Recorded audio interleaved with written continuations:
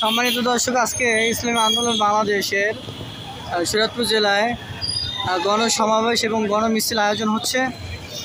এখানে দেখতে পারতেছেন আসলে দুই পাশে খুবই গাড়ির যানজট এবং সামনে মিছিল যাচ্ছে। এবং এখানে মেহমান হিসেবে আছেন আমাদের সিনিয়র যুগ্ম মহাসচিব মোহাম্মদ গাজী আতাউর রহমান সাহেব। আপনারা সবাই আমাদের সাথেই থাকুন, সঙ্গে থাকুন, আমাদের আপডেটগুলো জানতে আমাদের সঙ্গে থাকুন এবং ভিডিওটি বেশি বেশি শেয়ার করে দেন।